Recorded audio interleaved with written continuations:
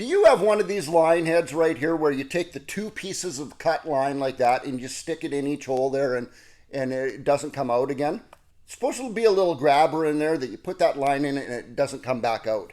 Sooner or later, you're going to find that either one side or both lines doesn't work anymore. You go put that line in and it just pulls out. There's nothing there holding it from flying out again.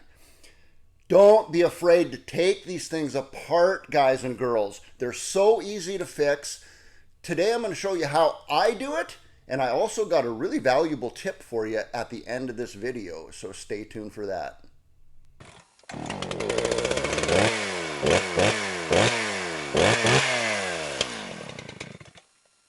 Hey everybody, thanks for tuning in to Steve's Small Engine Saloon again. There's my website down there, .com, if you care to go have a look at that sometime.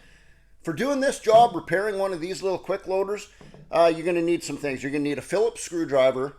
You're going to need a tiny little flat screwdriver like that. You're going to need some lube spray. And, oh yeah, you also need a beer.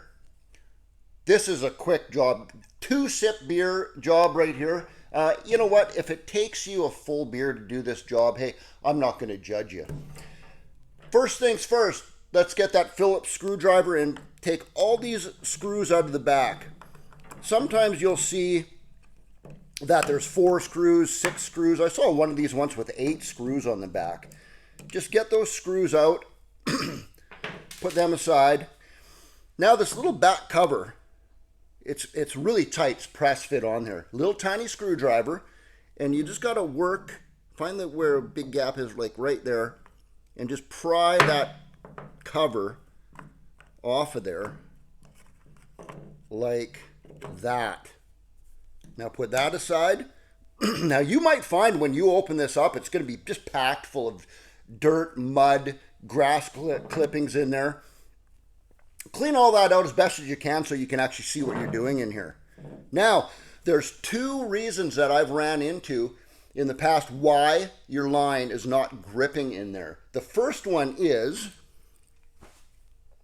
if you see this little cog, it's a spring-loaded cog with little sharp teeth on it. It should move freely like that. You're going to find that over time, after getting water and wet grass in there and everything, that this pin right here, where that little cog pivots on, is going to be all rusty and corroded. And if it doesn't spring freely like that, then a little bit of penetrating oil, maybe if it's really bad, or some lube spray, and you just spray it right on the pin like that. And then just keep working it back and forth like that till that frees up and it springs completely closed.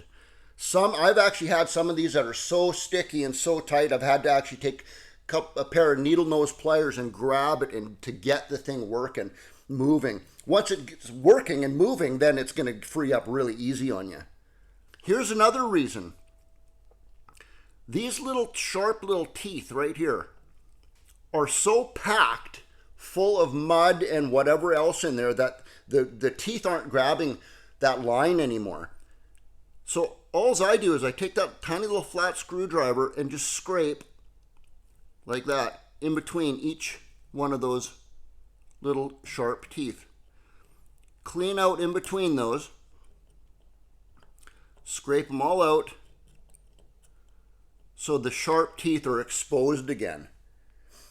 Now, if you got those clean and that little cog springs back and forth like that easily, it's probably going to work again. There's literally a 99% chance that that is going to work again.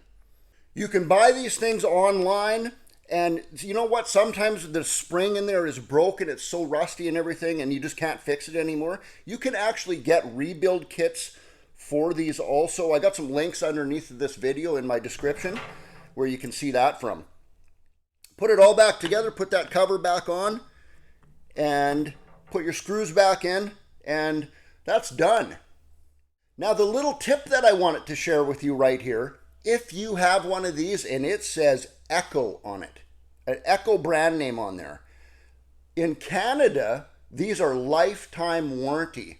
I just got confirmation back from Echo Canada telling me that I'm absolutely correct, that If it doesn't work anymore, whether it's rusty or whatever, your line doesn't stay in there, in Canada, you can take that back to an Echo dealer and give it back to them, and they'll give you a brand new one and just say, and they'll just swap you. They'll just say, give me that old one. Here's a brand new one. See you later. What a super easy, fast fix that is to fix that yourself. Guys and girls, I hope I helped you out. I hope I saved you some money. I hope you liked it. You want something else to watch right now? Check that video out right there. You're going to like that one too. Till my next video, I'm working on it hard. I'm going to say Steve out.